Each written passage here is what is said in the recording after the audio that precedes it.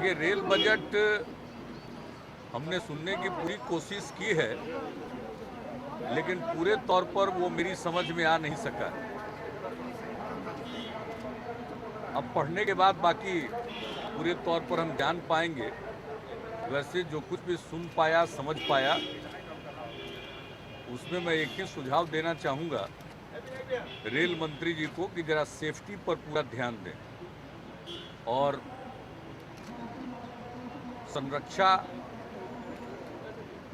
Railway के लिए बहुत महत्वपूर्ण है। हम लोगों के कार्यकाल में संरक्षा के लिए, सेफ्टी के लिए जो कुछ भी किया गया, पिछले 5 वर्षों से जो लगातार नज़रअंदाज किया गया है, उसी का प्रभाव है कि इसको लेकर चारों तरफ अब चिंता हो रही है। एक तो मेरा सुझाव है, और दूसरी बात है कि इस प्रकार से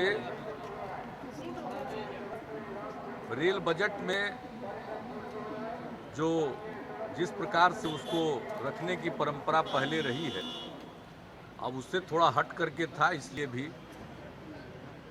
बहुत कुछ कहना उचित नहीं है। लेकिन मैं एक शब्द में इतना ही कहना चाहूँगा कि मुझे निराशा हुई। और बिहार का जहाँ तक सवाल है, इसके लिए हमने पत्र भी लिखा था, और हम लोगों की अपेक्षा है, बिहार वासियों की अपेक्षा है कि जो हमारे यहाँ की लंबित रेल परियोजनाएं हैं, उस पर काम किया जाए। बहुत जमाने से सारी परियोजनाएं, चाहे वो पुल की हों, पटना में गंगा नदी पर रेल पुल का हो, और उसमें तो सड़क पुल भी शामिल है, राज्य सरकार उसमें धन दे रही है, तो हम लोग चाहते हैं कि जल्दी से जल्दी बने। मुंगेर में रेल सा सड़क पुल है, कोसी नदी पर रेल पुल है। इन पुलों के अलावे कारखाने हैं, चाहे वो हरनौत रेल कारखाना हो, मढ़ौरा का हो, मधेपुरा का हो, या हमारी रेल की परियोजनाएं, वो बहुत ही धीमी गति से चल रही हैं। उसमें प्रगति न के बराबर है कई परियोजनाओं में। हम लोगों की ये अपेक्षा है कि उन पर तेजी से काम किया जाए। ट्रेन का भी जहाँ तक सवाल है, बिहार में कुछ ट्रेन की बात की गई है। पटना से दिल्ली के बीच में जाने वाले यात्रियों की बहुत ज़्यादा संख्या होती है, और बिहार के हर हिस्से में, खास करके उत्तर बिहार से मुंबई की तरफ, हमने तो दुरंतों की मांग की थी पटना से नई दिल्ली के बीच में। पटना और कोलकाता के बीच में ज़्यादा ट्रैफिक नहीं है, लेकिन खैर फिर भी मुझे ज़्यादा कुछ नहीं कहना है।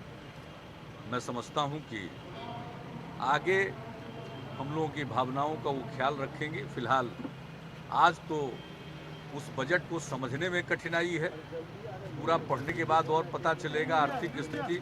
एक बात मेरी बात समझ में नहीं आई कि जब रेलवे आर्थिक संकट के दौर से गुजर रहा है, जैसा बजट भाषण से लगा, तो पता नहीं उनके पूर्ववर्ती जो रेल मंत्री थे दावा करते थे 1 लाख करोड़ रुपए का मुनाफा, वो मुनाफा कहाँ चला गया,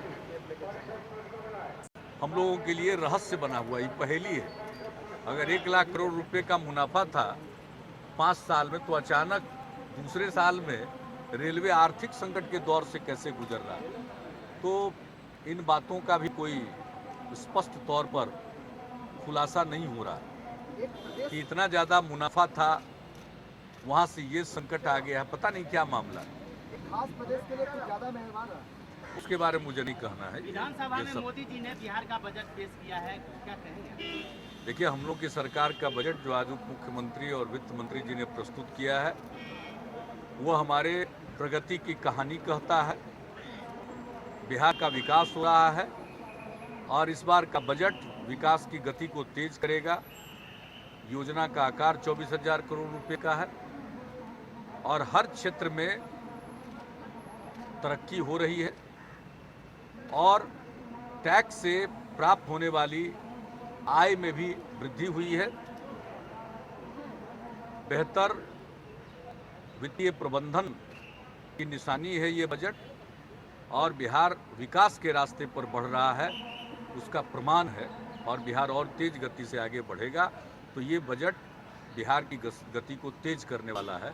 और इसके लिए मैं उप मुख्यमंत्री और वित्त मंत्री जी को बधाई देता हूँ। लेकिन ईंट पर कीमत बढ़ाना नहीं लगता है कि गरीबों के लिए आवास और देखिए, चीज़ों के दाम बढ़ रहे हैं, उसमें वैट के दरों में वृद्धि की गई है। दूसरे राज्यों में वृद्धि हो चुकी है, हमारे यहाँ वृद्धि नहीं हुई थी। निजी वाहनों के रजिस्ट्रेशन में कुछ वृद्धि हुई है मामूली सी, ये अभी भी कई राज्यों से बहुत कम है, वो बहुत ही मामूली वृद्धि है और इतनी वृद्धि की लोग अपेक्षा करते हैं, कोई खास वृद्धि नहीं है। इन सब चीज़ों के बावजूद हमारी आय बढ़ी है और हमें बहुत ज़्यादा काम करने हैं विकास के, कल्याण के, शिक्षा के क्षेत्र में, स्वास्थ्य के क्षेत्र में, कल्याण के क्षेत्र में, बुनियादी ढांचा के क्षेत्र में। आपने देखा सड़कों के काम को और तेज करने के लिए 5,000 करोड़ रुपए से भी ज़्यादा अगले वर्ष में खर्च किया जाएगा।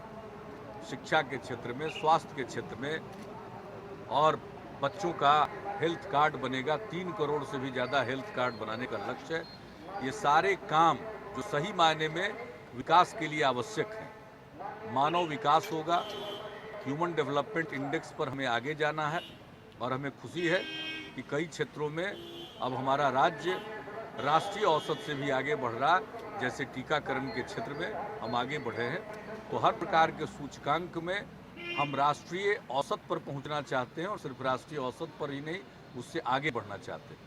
तो इस साल का बजट हमारी विकास की गति को तेज करेगा। यह विकासोन्मुख बजट है। धन्यवाद सर।